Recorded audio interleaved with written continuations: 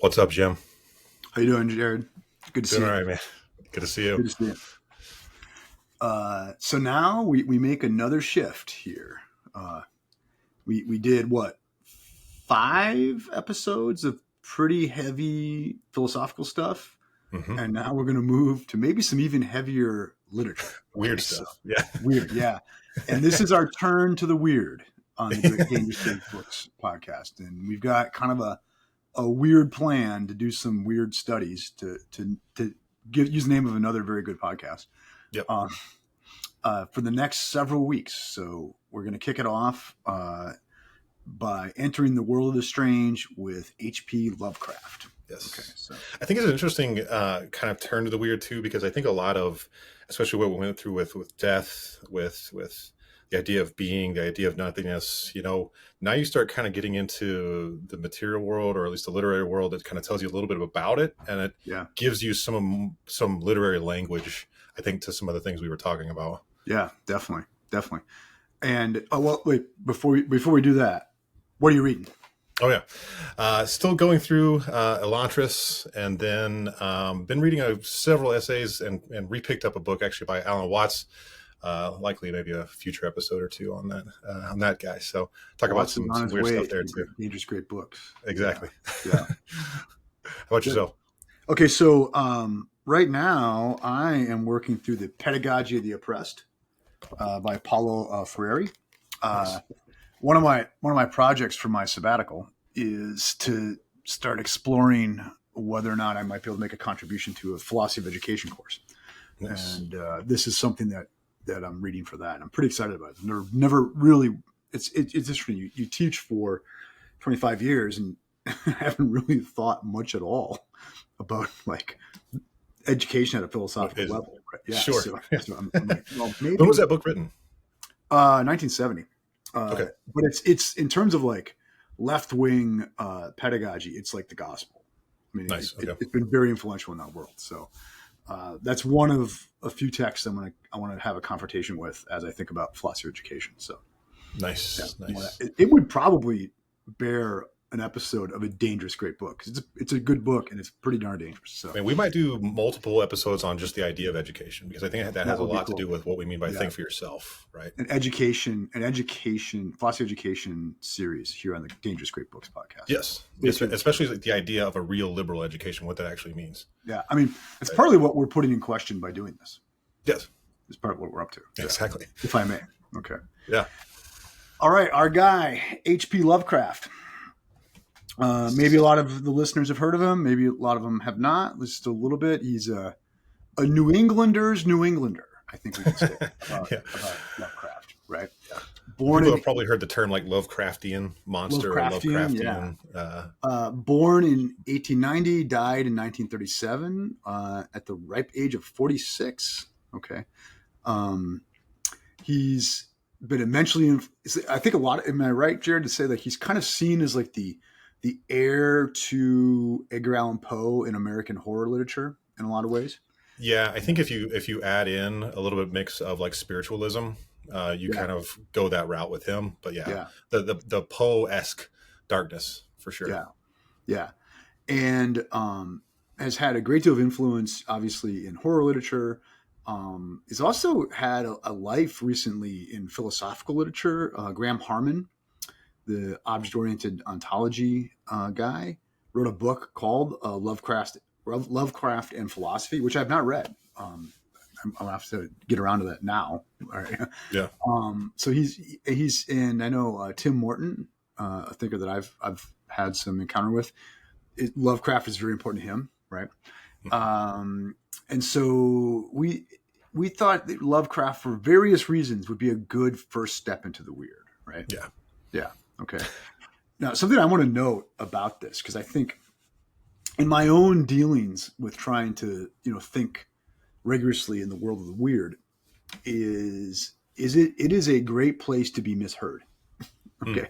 Mm-hmm. And I think we should know about Lovecraft up front is this guy philosophically is a hardcore materialist and a hardcore atheist. Okay. So we have to be careful, right? Because he's writing fiction, okay, and he clearly has big prey. He's not just writing scary novels. Not that there's anything wrong with that, but he's not just writing scary stories. He has points he's making. He has suggestions he's making, but he's doing it in fiction. So we cannot reify the metaphors. Do you see what I mean? Yes. We can't Yeah. like it's not actually about literal monsters. Mm-hmm. Right. Okay. Do you see it? Because I think whenever you get into like this, the world of the strange, things like that, there's this tendency to reify things, right? To not ontologize, but to make them ontical in the Heideggerian terminology, right? And I think in many ways that leads to stray, and that like really leads us to like miss the real and really rich point that's being made here. Mm-hmm. Mm-hmm. Right. Yeah, I think sometimes too that there's a tendency to put, especially from a materialist philosopher or a materialist literist, of they're trying to blame the gods on things that are definitely human, right? Yeah. And so therefore it gets us off the hook for some of the things Yes. that we're talking about. Yes. Yes. Okay. And so I just want to caution that, because I think, it'd be very easy to think, oh, what Lovecraft is doing is he has intimations or insights into a real world of gods and spirits, things like that. That's not. I don't think that's at all what's going on here. Right. That's what we're talking about. I think I'll even show in the story that I'm going to deal with some clear moments where he says as much, I think. Yeah. Even a story like Lord of the Rings gets misplaced from Tolkien's Catholic background, right? Yeah. It gets turned into something far more hippie-ish than he would have ever recognized it. So Yeah. Yeah. Yeah. Apparently one of his kids too, I think. Yeah. Right? All right. So we've got two stories on the docket that we're going to talk about here. I love how we've kind of becoming the great dangerous short stories, because we did. Yeah, I'm cool with that. Right. They're a worse face. All right. Exactly. So you want to kick us off here? Yeah. So the one I picked, of course, it's one of the harder to pronounce for sure, but Yeah. it only takes like 5, maybe 8 minutes to read the whole thing. It's called Nyarlathotep. And so Nyarlathotep is also described as the crawling chaos. He's this old god that comes into the world out of Egypt originally.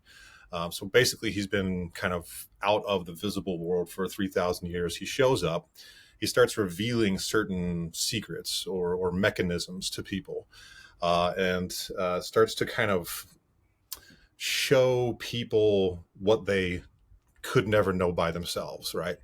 A certain techne, if you will.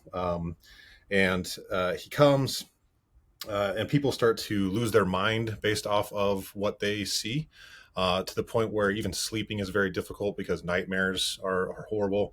You hear a lot of wailing and crying at night because of what they see. And it's funny because it doesn't sound like, a lot of what he's showing them is all that dangerous, right? But I think this is part of Lovecraft's point. But it says, just kind of to start it off, it says, "My friend told me of him and of the impelling fascination and allurement of his revelations, and I burned with eagerness to explore the uttermost mysteries. My friend said they were horrible and impressive beyond most fevered imaginings, that what was thrown on a screen in the darkened room prophesied things none but Nyarlathotep's dared prophecy, and that in the sputter of his sparks there was taken from men that which had never been taken before, yet which showed only in the eyes." So it's kind of, if you will, I see it as kind of like you can call it secrets of the gods, if you will, but I think it's actually more of like a Prometheus figure. Yes. And not necessarily, because Prometheus was trying to do, I don't know if I would say do good for the human beings, but realize that they would be able to protect themselves from certain elements in the world. And he saw that maybe as a good. Whereas here, he's actually definitely not concerned about their good. He's there to show them how minuscule they really are in the universe, and how powerless they really are, because the things he's doing, they can't repeat. Right. So Prometheus provides fire. Now all of a sudden we can do certain things. We can provide heat for ourselves, etc. Whereas for this Promethean story, he doesn't really care about the good of the people, like, at all. And so it's sort of, nor did the original Prometheus. right. Agree. I mean, we're just pawns in his revenge against Zeus. Exactly. Yeah. Exactly. Yeah. And with this one, it's definitely just showing, what how minuscule we really are. Um, but eventually, basically, people get so enraptured by this. Some start following them around in the forest. Others run off into their own places. But eventually, there ends up being these three paths that people have to go to because of Nyarlathotep's process. And so it's kind of like bringing about the apocalypse. He Yeah. shows them all these things. And in the end, they're all basically in this space where there's these huge temples to the gods, and all they can do is just sit there and wail about it. Yeah. So you realize who this god really is.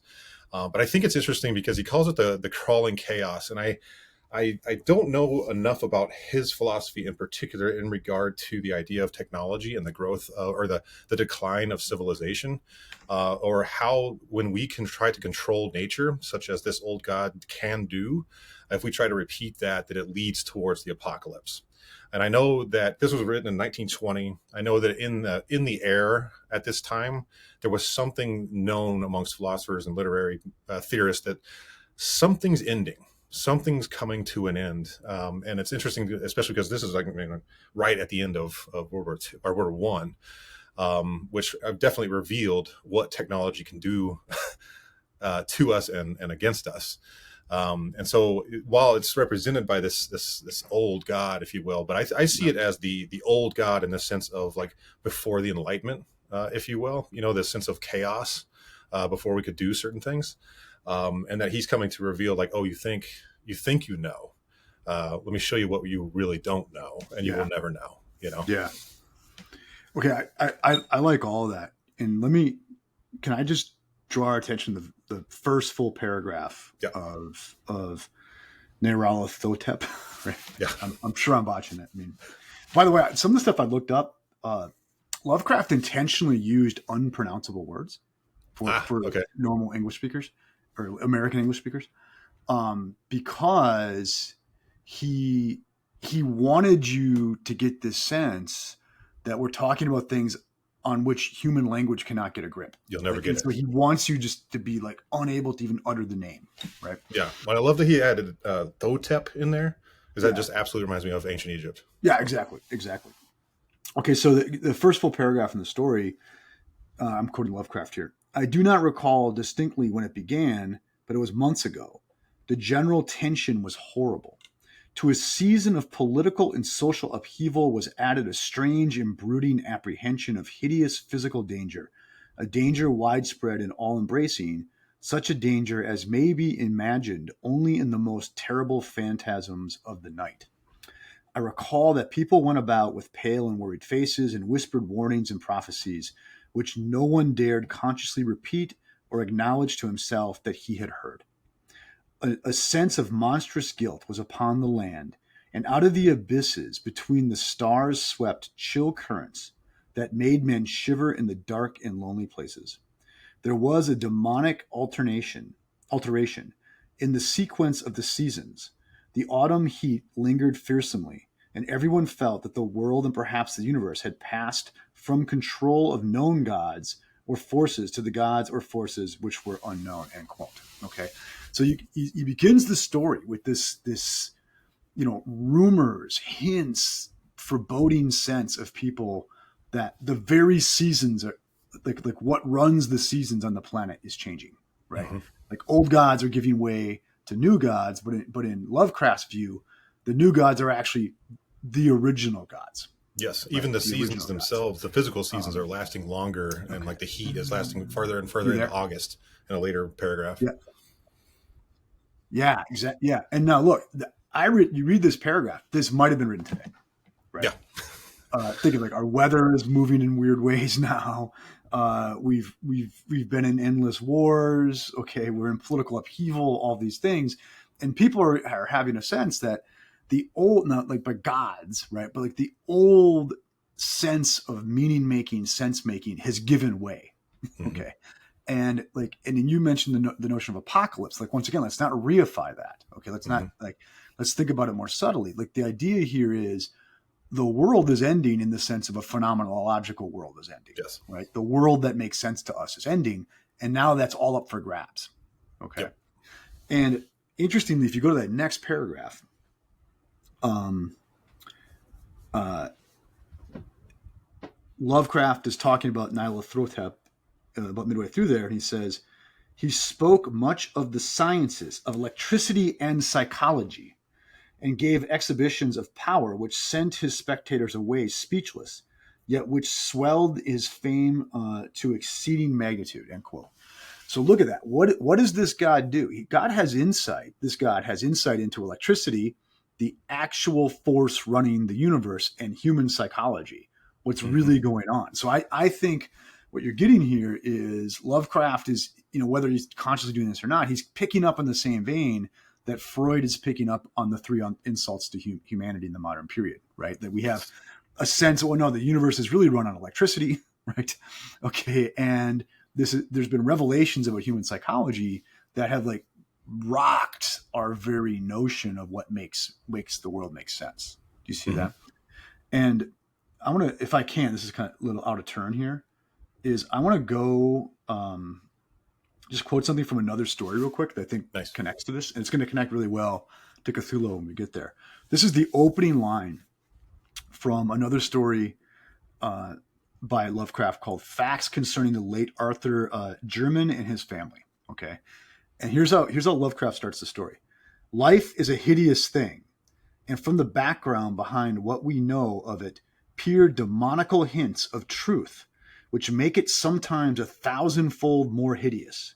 Science, already oppressive with its shocking revelations, will perhaps be the ultimate exterminator of our human species, if separate species we be.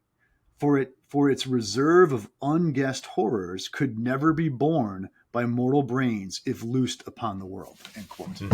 Okay. And I think for Lovecraft, he's saying we now know too much. We Yeah. know too much, and there was this sort of dormancy of this dark knowledge and it of like the physicality of the universe, the real sources of human psychology that was present in ancient paganism that Hmm. went dormant, that got repressed, and now science is letting that genie out of the bottle again, Hmm. right?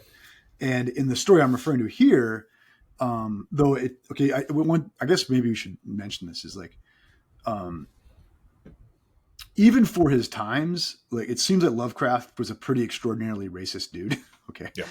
yeah, okay, Especially anti-Semitism. Yeah. yeah, and a lot of his stuff is about human origins, is hooked up with this idea. Well, it's got to be there was like an ancient white race because we Hmm. can't really say like humanity was like founded in a non-white race. Okay, so that's all that, and it's definitely in that story I'm referring to now. Okay, but in that story, you can see he's dealing with Darwinism. He's dealing with Hmm. as we dig deeper and deeper and deeper, we're seeing lowlier and less flattering origins for humanity, right? Yeah. And I think what he's saying here is science is going to reveal to us things that will actually reveal a horrific universe in the sense of this apocalyptic sense that you're talking about. A universe wherein in this passage he says maybe our species isn't even really separate from anything else. Yeah. Right. Right.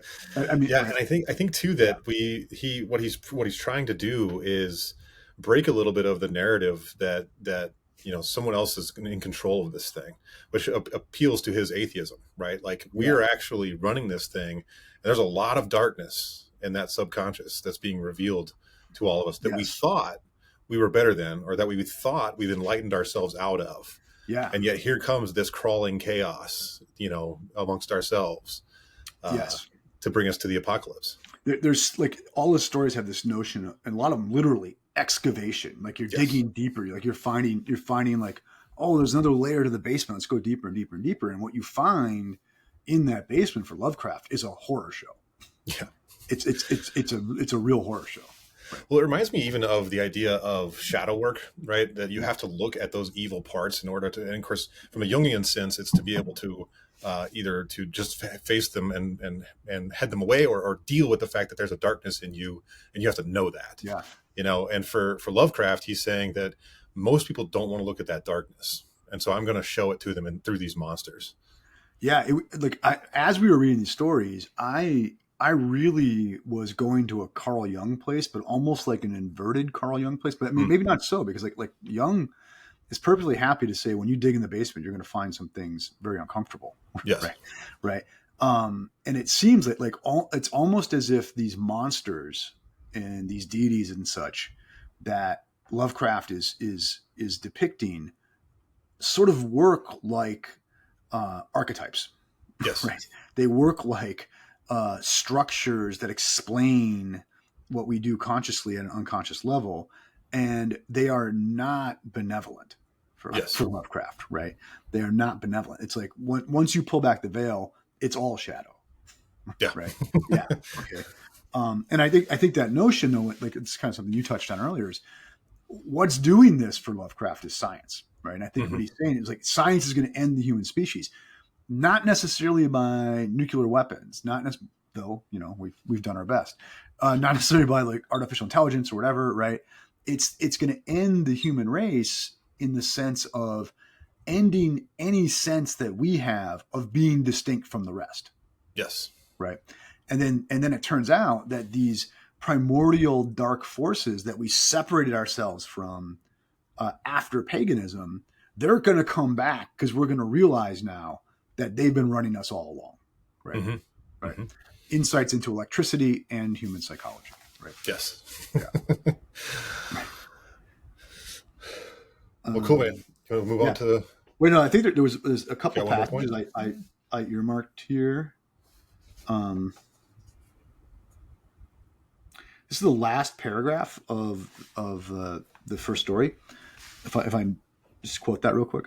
Just do it. Yeah. So he says, a sickened, sensitive shadow, writhing in hands that are not hands, and whirled blindly past ghastly midnights of rotting creation, corpses of dead worlds with sores that were cities, charnel winds that brush the pallid stars and make them flicker low. Beyond the worlds, vague ghosts of monstrous things, half-seen columns of unsanctified temples that rest on nameless rocks beneath space and reach up to dizzy vacua above the spheres of light and darkness. And through this revolting graveyard of the universe, the muffled, maddening beating of drums and thin, monotonous whine of blasphemous flutes from inconceivable, unlighted chambers beyond time, the detestable pounding and piping whereunto dance slowly, awkwardly and absurdly the gigantic, timbrous, ultimate gods, the blind, voiceless, mindless gargoyles whose soul is Nyarlathotep, right? End quote. All right, that I think is a really golden piece to see what Lovecraft is up to, right? Hmm. Like, and earlier the narrator, who I think goes unnamed in the story, right? Right. Says I was in our old city full of crime and rot, right? So the modernity has come to a point of decadence and decay, and now with the scientific innovation, we can see what's really going on, and what we see is the graveyard of the universe. That there's been many, many, many, many, many, many, many cycles of life and death in the universe, and maybe civilization, et cetera, et cetera. We can see that they've all come to naught, and we can see now, right, that the ultimate gods are blind, voiceless, mindless gargoyles, right? The ultimate gods are blind, mindless, and voiceless, right? Like there's just a blind necessity, a force behind the universe, right? Yes. Very Schopenhauerian, right? Yes. Yeah, it's interesting too because based on that last paragraph, in other stories, this same god is often described as a messenger, somebody Yeah, who's coming to tell you something about the other side. yeah, So to me, it's Lovecraft doing it, but it's him yeah, kind of unveiling for us. yeah. There's And some darkness. now in as we transition, like one thing to note though is like for Lovecraft though, this is this at once horrifies and it fascinates all at Hmm. once. Okay. And in many ways, I think what Lovecraft is doing is he's making like a move for a kind of re-enchantment of a materialist atheistic universe, right? Hmm. And because I think what he's really operating with here is something like the Kantian sublime, right? So Hmm. on the one hand, Kant um, sees the experience of beauty as it's an experience of something that pleases, that you have an overwhelming sense that it ought to please, right? Mm-hmm. It's attractive to you, and you have a sense that you ought to be attracted to it. But if asked what attracts you to it, like why is that the case, you can't make any argument for it. Right? Mm-hmm. There's no way to rationally ground the attractiveness, but yet it still has like a normative feel to it, right? Yes. So it's sort of like, that's attractive. I want that. And if you don't want that, well, you're wrong. Well, why? I can't tell you, right? Okay. Yeah. Taste and see. Okay. The sublime for Kant is something displeasing that we cannot help but be attracted to. Like it's something that's utterly horrific, but we can't take our eyes off of it. Mm. And he tends to think of it in terms of like quantitative scale. Like you realize that how big, the mountain is compared to how small you are. And it's horrifying to see the scale of the natural world. And yet it attracts. Yeah. It's a horror that attracts, right? It's a horror that enchants, right? And it gives you a sense for Kant, or you look into the whirlwind, look into the tornado, and like you can't take could you take your eyes off a tornado? You would have a hard time, right? Right. Okay. And we're in Kansas, so who knows? Like there's a storm coming today, so we'll see, right? Exactly. Okay. Right. You can't take your eyes off it. But it horrifies. It's frightening. Okay. And for Kant, it's sort of a symbol of your freedom, right? That like, if I had to, I could run into that tornado if I had to, if I wanted to, or if I chose to. Okay. And I think something very similar, I'm not saying like, Lovecraft is a reader of Kant. Maybe he was, I don't know. But I think partly what he's doing here is he's challenging you. Like, okay, I'm going to show you the sublime horror of the universe, right? Mm-hmm. And you'll find it attractive. Yes. And why? Because it's a symbol of your freedom in confronting it. Yes. Yeah. Similar to looking at that mountain, you'll see how minuscule you really are. Yeah. But you'll have to confront it. And here I am. And it seems like, it's sort of like Sartre on Vertigo. Like, what is vertigo? He says you feel anxiety at the edge of a cliff, not because you're afraid of falling, but it's because you could jump. Yes. Okay, like there's part of you knows I could jump if I wanted to. Yes. I think something similar is going on with Kant's Sublime. Is like you see the utter mass of the mountain and how it dwarfs you, and you're like, if need be, I could confront that, right? Even though I know I would be crushed. Right. Yeah. Okay. All right. So let's talk Cthulhu. Another story I don't know how to pronounce the name for, which is by design. Okay. And so the Call of Cthulhu is, I think, a lot of like, if you look at a lot of anthologies of Lovecraft stuff, this is sort of the lead story. I think a lot of people see this as this great piece, this great masterpiece. Okay. Which means I probably have no business commenting on it. All right. I want to start out though with this story with that first paragraph. Okay. Because it's going to recall something from earlier. So the first chapter of this short story, it has chapters. It's still only about, I think, like 30 pages. Okay. Mm-hmm. It's called The Horror in Clay. Interesting. And then he begins as this quote: "The most merciful thing in the world, I think, is the inability of the human mind to correlate all its contents. We live in a placid island of ignorance in the midst of black seas of infinity, and it was not meant that we should voyage far. The sciences, each straining in its own direction, have hitherto harmed us little, but someday the piecing together of the dissociated knowledge will come up such terrifying vistas of reality and of our frightful position therein that we shall either go mad from the revelation or flee from the deadly light into the peace and safety of a new dark age." End quote. Okay. Wonderful paragraph, right? Wonderful paragraph. So notice how he's saying, on his view, the human mind was not meant to voyage very far. Okay. Right. Like, so I think he has a sense is like the human mind was not meant to know the ultimate nature of things. Mm-hmm.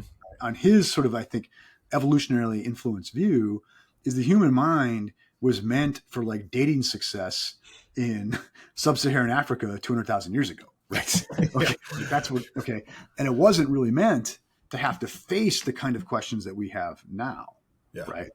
And he's saying like really what we've had is like piecemeal scraps of things. And he was like, thank God science is just giving us piecemeal scraps. Because if we put the whole thing together in a full view, what would be revealed to us would be our minuscule place in this thing, our insignificance, right? The fact that these insights into electricity and psychology from the last story, such that we're not really running our lives Mm-hmm. and all that, right? Do you see Mm-hmm. that? And in this story, this idea of pulling scraps of information together into a broader picture that reveals a horror that happens repeatedly throughout the story. Like the Yeah. narrator goes on to say, "Hey, this story would never come to you if I had not associated certain discoveries of my uncle's with a certain piece of newspaper I find." Yeah. Okay, and so this idea of assembling the scraps, assembling the clues at the scene of the crime, right, is really important for Lovecraft in the story because like is as those pieces get assembled, the deeper the horror is that Mm-hmm. humanity faces. Yeah, Yes. Yeah, it's interesting too. I love that last line that he says that we shall either go mad from the revelation or flee from the light into the peace and safety of a new dark age. yeah, I think that's brilliant. yeah, And either way yeah, is madness, to be yeah. honest. If we're And so fleeing what's back he to saying a there? dull It's like, dark age. yeah, either we're going to go into an anti-scientific, anti-enlightenment dark age, right, or there'll be like mass madness. All right, Yes. and it's interesting for Lovecraft, enlightenment is not an option. One way or another, it's over. Right? Like Yeah. either, and you can see like something very Nietzschean going on here. And he even refers to Nietzsche later in the story, though I don't think terribly sympathetically. But Hmm. it's like either hey, it's either back to a sort of medieval dogmatism that refuses to put the scraps together, or it's an exception. We're going to accept insanity. Right? Yeah. Yeah. Yeah. Well, I love too that in regard to the idea of meaning in particular, so as meaning making people, when he says correlate all its contents, I often wonder if that's kind of what he's talking about in regard to like what you give yourself to give yourself meaning in Yeah. life. We're not meant to seed all the scraps, right? Yeah. Because once you start putting all those together and you start seeing everything come together, your narrative might break down completely. And he's talking Right. about, of course, the growth of science and technology, but also I'm thinking like psychologically, if you start to Yes. really see the narratives that you've given yourself, it's not going to work out well. Right. Yeah. Yeah. Yeah. I mean, yeah. So this is something I think it's a common theme for us, Jared, right? Is, hey, think for yourself, do some honest looking. Don't assume that has to work out well, though, Exactly. right? Like if you're going to do an honest inquiry, then you have to do an honest inquiry and admit that like the final picture you assemble from the scraps available to you, however provisional, might be very displacing and ugly, right? Hmm. Hmm. Right. And that's the cost of the life of the mind. Exactly. Yeah. Yeah.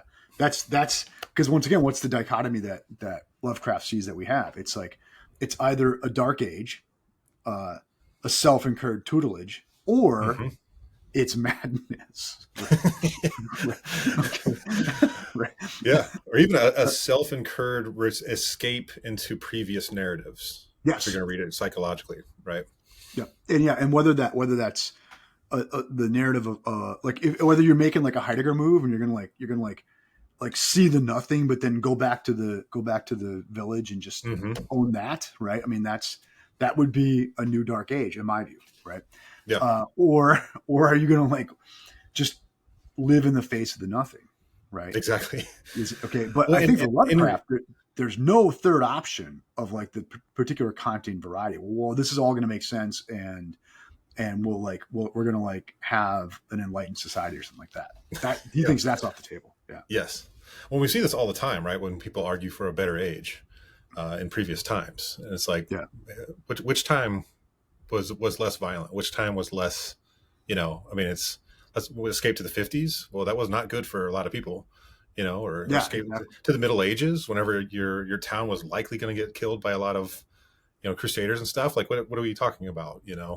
But people like that. They like to Yeah, flee back into previous narratives, yeah, even though those didn't really exist. yeah. And it could be a narrative. I'm going to flee back to like literally like at the level of tradition, like we're talking about here, but it could be like, hey, in my own personal life, like Hmm. I've had this view of myself as this really, great professional or really great family guy or something like that. And then I start putting the scrap together and I realize I'm pretty rotten. Okay. Yeah. Well, what am I going to do? Am I going to like face the madness, right, of the wreck of my life, or am I going to like continue to like live on the fumes of the lies that have been like fueling me, Hmm. right? Hmm. I think it can operate at all, and I think it does operate at all those levels. Yeah, Yeah. yeah. And I think it's important to note though for for Lovecraft, there's no rational reconstruction. Like it's either yeah, go ahead and like drink the Kool-Aid of the new dark age, or face the very very atonal music, right? right, Yeah. right, right, Exactly. right. Okay, so uh, on what edition are you using, Jared? So I'm using the one that was online. I read it on my Okay, phone, which is cool. just Lovecraft dash stories. So I can't tell. It just says 1928. I don't see Cool. which edition it is. So for the folks at home, uh, I'm on page. Um, well, this I won't mention. I won't quote. On page 144 of the Penguin, I'm using the Penguin edition Nice. of one of his collections. I think Penguin has two collections, but anyway, um, he well. So let's talk about the narrative of the story a little bit. So, um, this is a common theme in Lovecraft, right? Where it's a narrative of someone who had to like look into the estate of an eccentric relative. Okay. Hmm. And the narrator, I forget if the narrator goes named or not, inherits his uncle's papers, I believe it is. And he's going through his uncle's papers and he's finding this like strange thing in there about how his uncle encountered this young man who came to him with this story of having kind of been on a trip someplace and encountering monsters and all these things. And oddly, his uncle took this very, very seriously and investigated it and sent out. He employs a clipping service, which was an old thing where people would hire a service that would do clippings from newspapers that were relevant to a particular topic. Okay, and and then what happens is he sends out surveys asking people if they've had similar experiences, and it's fairly low percentage reply, but most of the people who reply are artists and Hmm. poets. Okay. And Lovecraft goes out of his way to note this. He actually says at a certain point, it was from the artists and poets that the pertinent answers came. Okay. So I think now it's interesting. He's a writer, he's an author, he's a poet. And he's like putting the author and the poet to the forefront of the story. That's an important thing that an author does, right? And you can see it seems that what Lovecraft is saying here is the people with the real insights into the coming apocalypse are the artists, the Hmm. authors, the poets. Like they're the ones, because I think in his view, what's coming is so unspeakable, it can't be put into ordinary philosophical prose. It can only be glimpsed at through like the safety of metaphor, right? Hmm. Hmm. Oh, it's just a story about monsters, not our ultimate fate as a human race, right? You see that, and I think that's important to see, like what Lovecraft is up to here as an artist, right? Is he sees art has a privileged place in helping us face horror, Yeah. right? Right. Okay. Okay. Then advance a little bit to 153 in the Penguin. There's a paragraph that starts out, Jared. I don't know if you can see it or not. Is they worshipped? Okay. Oh, and also, so maybe a little more narrow first is so as the story unfolds, the the nephew finds out, well, the uncle had an encounter with an archaeological society, wherein a police detective from New Orleans, because of course it's New Orleans, right, Of course. Yeah. uh, had come to this archaeological society meeting, saying, "I have this very strange case." Oh, going back, the young man who came to the uncle had a carving of Hmm. some insane monster that's a hybrid. It's a human form that has a dragon's body and sort of an octopus head. Okay, a cuttlefish head. Which once again, you get like one, things are being put together from scraps. Hmm. Two, you're having like a breakdown between humans and animals, right? Human origins and animal origins. Okay, so he has this carving, exquisite but clearly ancient carving. This detective shows up at the Archaeological Society with a very similar carving. Okay, and he has this tale of a cult that was operating in the bayou down in New Orleans, Hmm.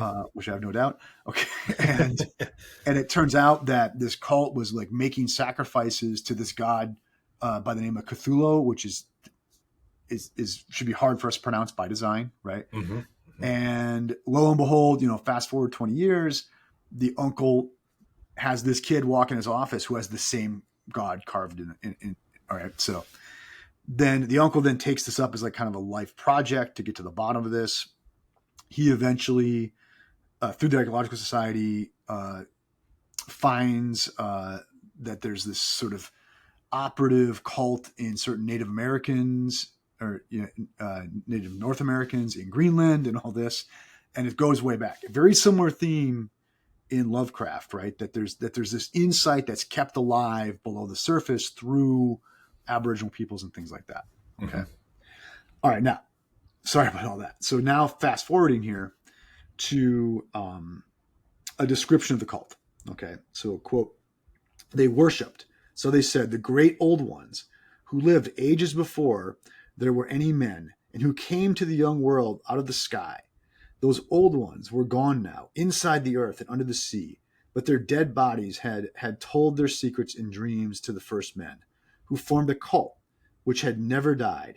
This was that cult, and the prisoners said it had always existed and always would exist, hidden in distant wastes and dark places all over the world, until the time when the great priest Cthulhu, from his dark house in the mighty city of Riley, under the waters, would rise and bring the earth again beneath this sway.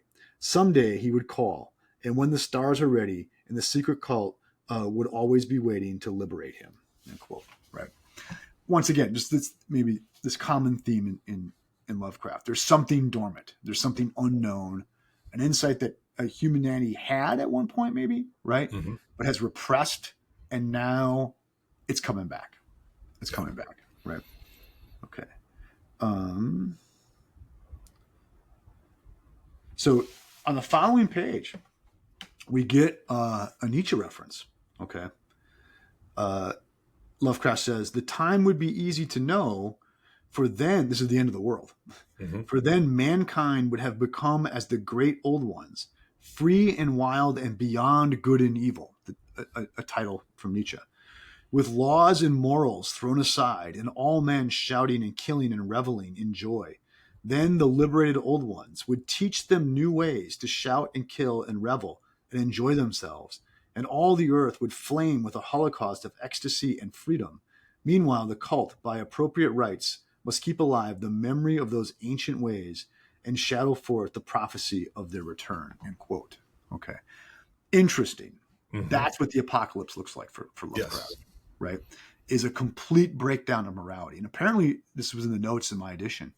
Lovecraft was not fond of Nietzsche's. He admired Nietzsche very much, but the idea of being beyond good and evil horrified Lovecraft. Okay. Yeah.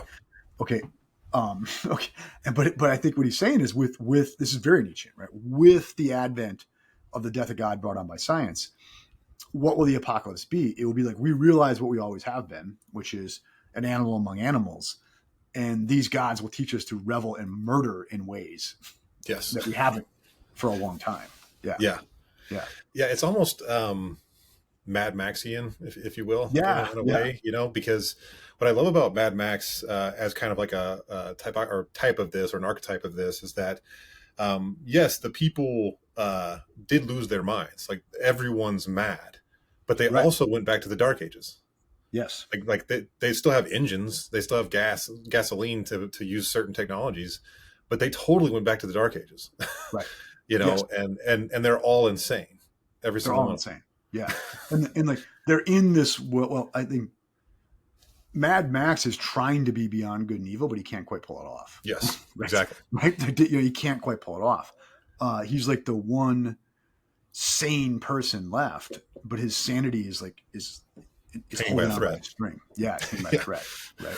Yeah, I think, and so you can see, I think you can see in Mad Max, it's an apocalyptic vision, and once again, don't reify it. Right? It's Hmm. it's this phenomenological moral apocalypse that Hmm. we're seeing here. Hmm. Yeah. All right. A couple other passages I want to hit from this one. Let's see. Where am I here? Oh, so another thing I want to note. Dreams play a huge role in this. Okay, so the artists are getting their insights from dreams, right? Hmm. It turns out later that so the story unfolds further, and and by simply discovering a piece of newspaper that was used as shelf paper in a mineral storage place for a geologist friend of his, the narrator discovers that there was this strange case in Australia involving a ship that it was basically a pirate ship that was recovered with two people on it, one dead, one alive. The story unfolds that they had been taken by that pirate ship. They had battled it, and then they were like they actually killed the crew, and they take the ship and then sail to see what the pirates are trying to keep them from. They go to this island, and guess who's there? Cthulhu, right, is there. And it's interesting though, but all this is it's mediated through dreams in many ways, Hmm. right? Do you see that? Um, and and I think once again you're getting this hat tip to the unconscious, right? And that we all have this sneaking suspicion in our unconscious that something's really, really, really wrong, right? Hmm. We're really, really off on something. Okay. And something I want to note though is when they get to the island of Cthulhu, and it's very hard to describe this because it's undescribable. The geometry of all the buildings is non-Euclidean. Yeah. Okay, it's non-Euclidean. It's a geometry that is unimaginable to human beings, and yet we have every reason to believe is a perfectly valid way of framing space. In fact, without it, we couldn't have gotten anything to the moon, right? Okay, Yeah. so you can see what he's saying here is like, what is so horrifying about Cthulhu and the insight that Cthulhu is going to bring? It's that the world does not actually answer to human knowledge, right? Mm. It does not actually answer. It operates at a scale that is not the human scale. It operates by principles that are not human principles, right? We were not made to travel far from our ordinary, practical, hands-on, framing of things. Yeah. And the real frame of things is non-Euclidean, right? Yeah. In Lovecraft's universe. And that's the real horror of Cthulhu, right? Yes. Right. Yeah. It's interesting too that kind of comparing the two stories, that as Cthulhu, it says what does he say? He's resting or he's waiting in rest in Riley, Yes. right? And it seems to me that as he comes, the cult is ready to go beyond good and evil. Well, similar to Nyarlathotep, he comes to bring chaos, Yeah. right? And so there's Yeah. this kind of darkness in the back that's just waiting, and this cult is prepared. They're ready to move forward as soon as Cthulhu reveals himself. Yeah. And as we realize the fact that things don't necessarily operate on what we think is the best knowledge available, or even that runs things, Right. chaos might reign Yeah. after that. Yeah. Because we have to return to the Nietzschean insight that, because there's a paradox in all this. Like, so as science increasingly reveals a world that does not seem at all amenable to like human categories, but we need those human categories to get our science off the ground, Hmm. right? Okay, and I think this is maybe where we'll reify a little bit. If indeed we live in this, quote, non-Euclidean universe, right? But of course, Euclidean geometry is no less a product of human categorization than anything else, right? Yeah. But if we live in this non-Euclidean universe, then who the hell knows what's really out there? Like who knows what we could be surprised by? Like Yes. what can we rule out or rule in as a possible experience, as a possible force running things? Do you see that? And that to me is the horrifying re-enchantment that Lovecraft has, right? That, yeah, like it turns out what we don't find a privileged place for ourselves in this thing, but at the same time, it seems like a universe that could not cease to surprise us, right? Yes. Yeah. Yeah. Right.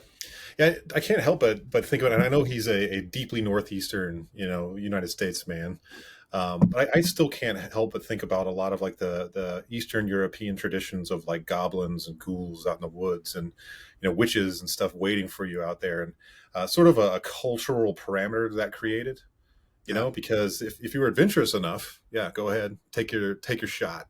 You might Yeah. come back mad, or you might want to go back to a Yeah. certain age, right? Yeah. And so within this, I see kind of to your point, a re-enchantment, not in the sense of like goblins and ghouls, but that there might be revelations we're not prepared for Right. because we're so sure in what we've created around ourselves.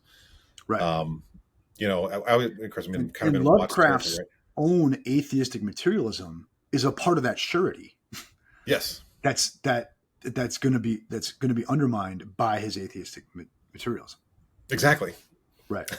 Right. Well, what he might consider magical or mystical is an upending of what we know as knowledge right now, Right. right? Right. Not Yeah. in the sense of non-human in particular, non-materialistic, but something in about the mind or knowledge itself that we're so sure of ourselves, but it could all be wrong. Could all be wrong. Yeah. Like I think in a Lovecraft, this is the point. Is like for Lovecraftian universe, we're always on the verge of apocalypse, meaning the whole thing, our whole sense of meaning can be overturned.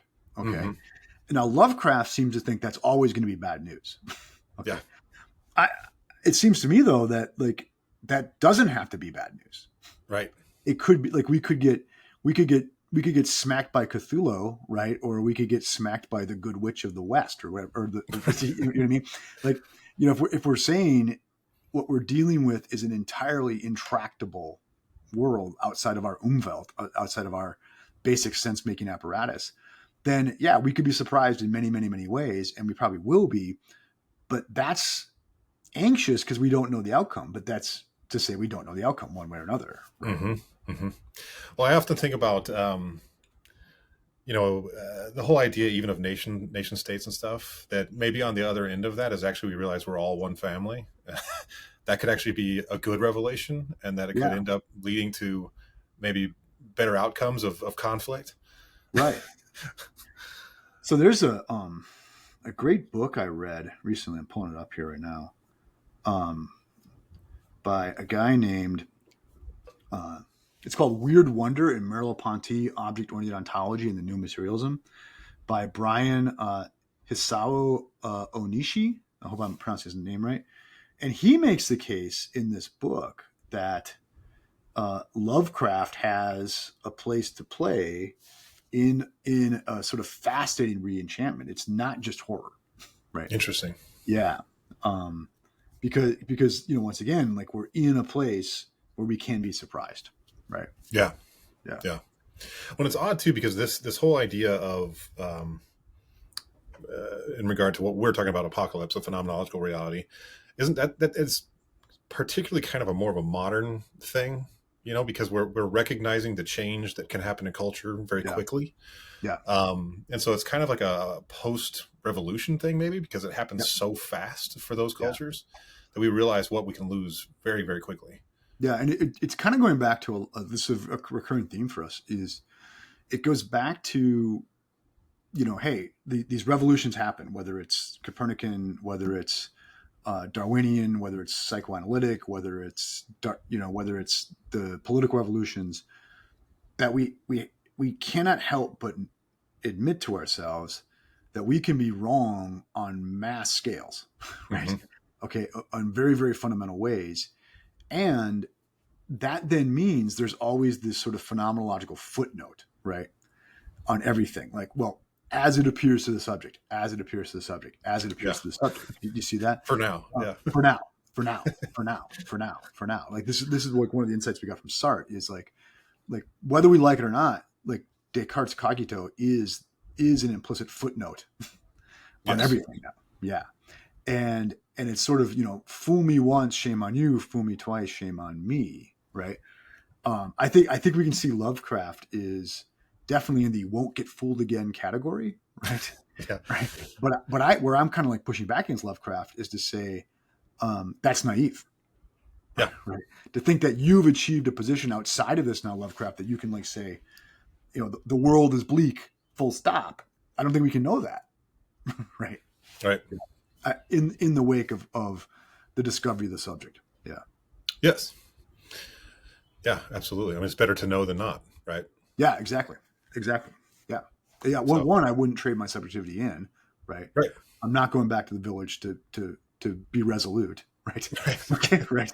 Okay. And two, not only is there a dignity to it, it's better to know than not, but with the openness to, that comes from the alienation, when the weird shows up, it doesn't have to be horrifying, right? Exactly. Yeah. Yeah. Well, cool, man. Any last thoughts on Lovecraft? No, though man, I hope I didn't botch the narrative too badly. Okay. Well, as always, we hope people go read it and Yeah, go read it. comment, Yeah. tell us if we got it wrong. Yeah. And All good. man, this episode opens up a lot of things for us. Like, it seems we do have to talk about Carl Jung at some point in the near future. Absolutely. It seems like there's all sorts of like particularities of weird things that we need to talk about. Maybe next week there'll be a special guest on that very point. Yeah. Right. You never know. And so I'm looking forward to kind of going off the reservation with you here. Same. Yeah. All right. Cool. Take And remember, Cthulhu is calling you to hit that like button. Exactly. Right. It won't make you go mad or go back to the Dark Ages. Maybe a little mad. Exactly. But... Exactly. Right. So, yeah. Hey, another week of the Dangerous Great Books is in the can. So yes, absolutely. Good episode, man. you bet. Thank you, man. All right. Thank you.